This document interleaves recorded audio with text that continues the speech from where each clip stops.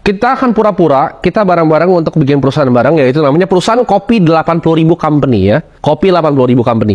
Ini ada gambarnya ya. Ini gambar terbaik yang gue bisa bikin. Jadi ini kira-kira tokonya ini biar kalian ada gambaran. Nah, di dalam sebuah company structure itu biasanya ada yang namanya struktur organisasi ya. Ini gue selalu aplikasiin di setiap perusahaan gue. Ini gue kasih contohnya. Dari pertama, ya pasti paling tinggi itu ada di atas ada CEO-nya. Dari CEO, gue kan bahas yang operasional dulu, yaitu CEO. Karena kita punya toko kopi.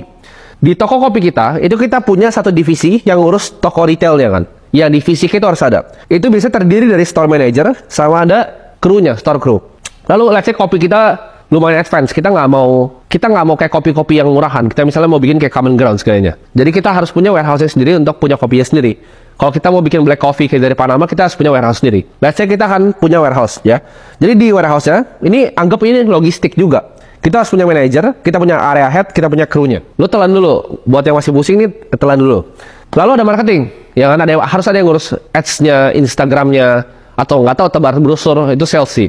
Tapi harus ada yang marketing divisinya. Ini jadi sebenarnya banyak ya. Masih ada purchasing order segala macam, tapi gua akan simplify yang paling simple untuk contoh untuk kalian.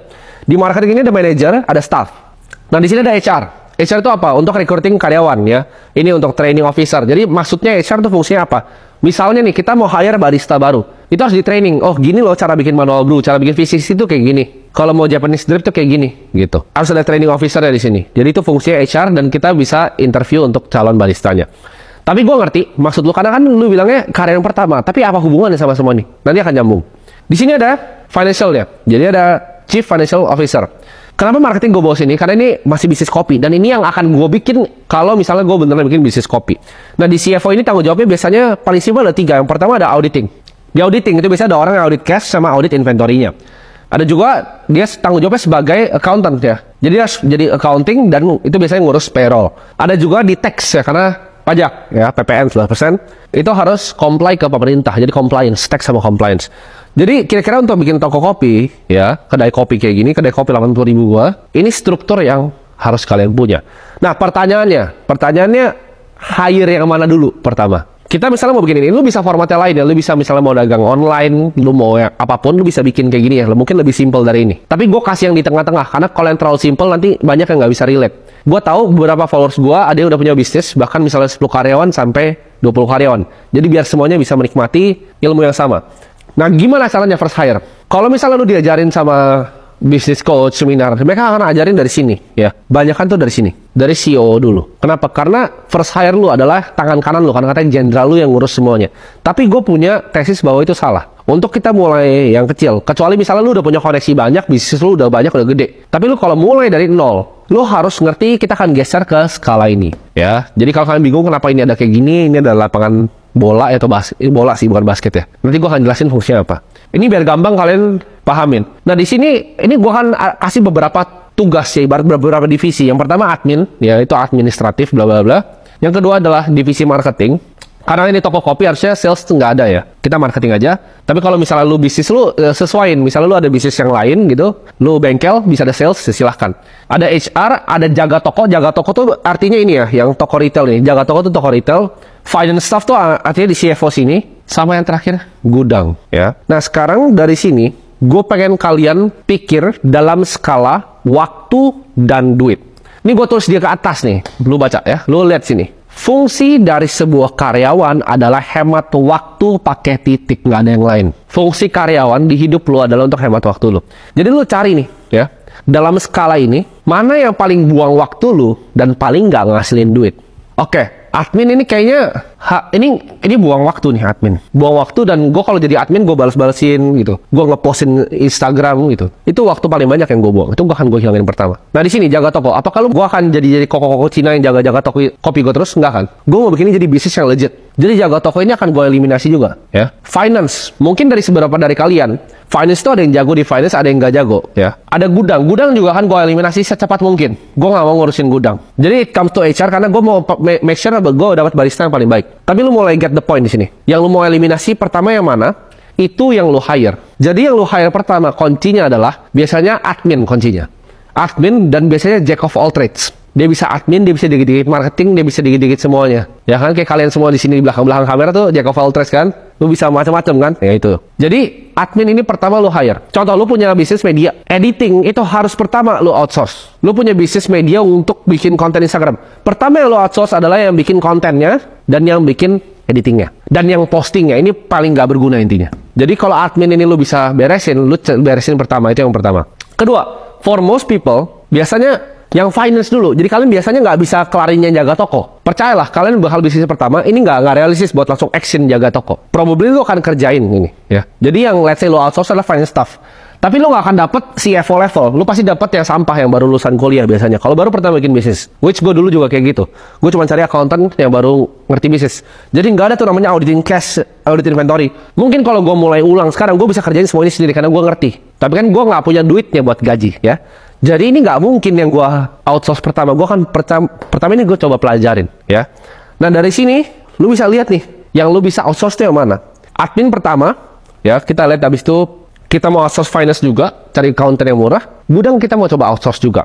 Tapi for the sake of this video, gue akan simplify. Kita anggaplah gudang nggak ada ya. Karena ini agak ribet, logistik dan marketing agak ribet. Anggap cuma 3 lah, biar kalian lebih simpel lagi.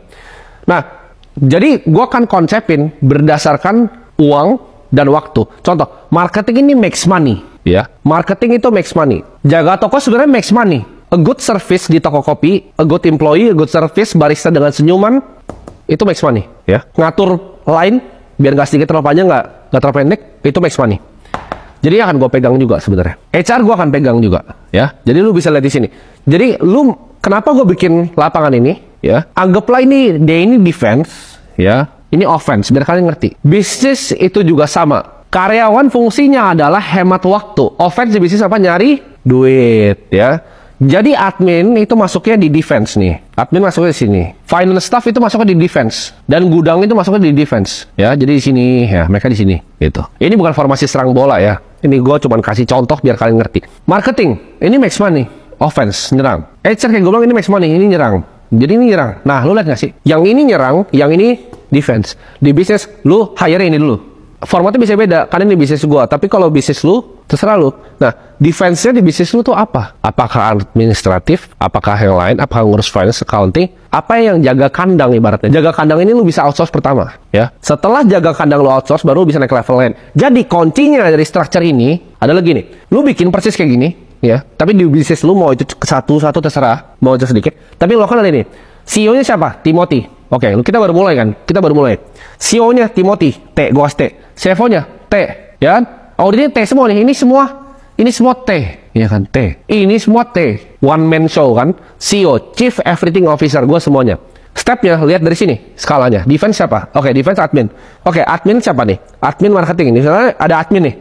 Ada A, admin. Nah, caranya lagi gimana? Lu sikat dia. Nah, lu sikat dia. Kan tadi T kan?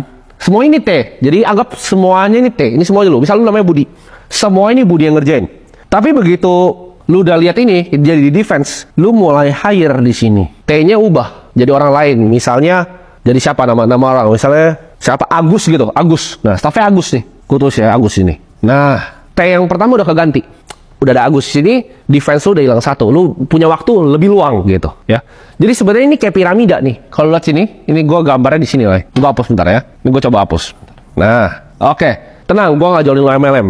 Tapi di sini yang gua ajarin adalah, let's say ini paling penting nih, CEO, C-level, ya. Ini C-level, di bawah ini manager. Paling bawah tuh admin, misalnya. Nah, apa yang lu lakukan dengan ini? Admin itu paling banyak makan waktu lu dan uangnya paling sedikit, makanya paling bawah. Yang lu harusnya adalah di sini. Ini level decision making namanya. Jadi, kuncinya adalah lu ganti semua yang paling bawah dengan orang lain. Dari T ini jadi si cewek siapa namanya cewek? Saya Jesselyn gitu. Ini jadi Brenda gitu kan. Ini jadi siapa gitu, ya. Jadi, gua gak bisa kasih nama orang banyak gitu. Gue juga jujur gua gak tahu nama-nama orang. Jadi intinya lu ganti dari Timothy dari bawah semuanya. Dari skala ini, ya, skala piramida ini, jadi orang lain, gitu, ya. Nah, kuncinya adalah lu ganti dari Timothy semua, sampai ini digantiin orang lain. Kan Timothy ini sampai diganti CEO yang legit, sampai diganti CFO legit, sampai Timothy cuman di sini. Kalau lu udah kerjain yang di sini, misalnya kayak gue sekarang, gue tuh cuman ya, tidak. atau lu pikir sendiri, dan lu mulai dikasih saham ke orang lain. Gue udah nggak level kayak mau kerjain yang perintilan, enggak, gue nggak mau. Gue cuman lu kerjain ini. Decision maker. Level di atasnya adalah kopinya misalnya udah mau TBK nih, gue keluar ke atas. Jadi pemegang saham. CEO-nya udah punya sendiri, udah ada yang bikin decision maker sendiri. Cuman gue nggak ngajarin kalian buat begitu ya, nanti.